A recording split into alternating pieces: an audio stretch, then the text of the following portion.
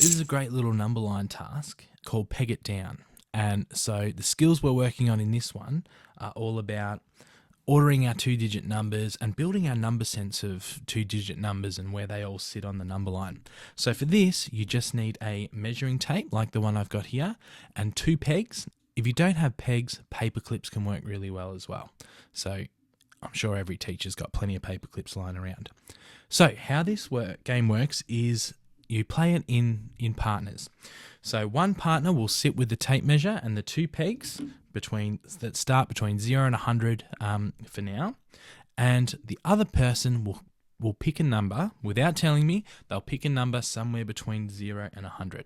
Now let's just say they picked the number 46, but they won't tell me that. It's my job to ask questions to then narrow it down to try and find that number. So I might say, is it larger than 50? And because we know it's 46, they'll say no.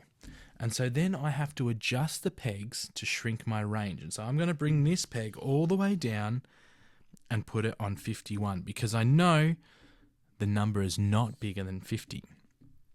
Now I've got to, with a smaller range, continue to ask questions until I get the target number. So I might say, is it more than 25? And they would say yes. So this time, and this is where some kids make the mistake, sometimes they might bring the wrong peg down and put this one down to 25 like that. So you just got to be careful to really teach them to think about, all right, if I've said it's more than 25, which numbers aren't going to be available anymore?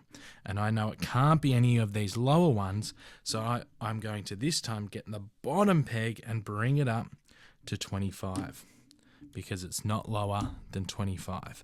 And so you continue to ask questions. Let's say I said my next question, is it more than 40? They said yes. I would bring this peg up. Is it more than 47? They might say no.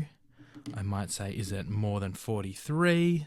They might say yes. So I bring this up until I'm left with just a few numbers. I might say, is it 44? They'll say no. Is it 45? They'll say no. And I keep going until I've pegged it, and my last remaining number is the one in between the 2 pegs.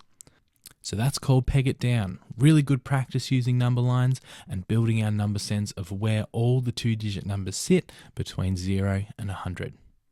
Let me know how you go. If you give it a go, go math it up.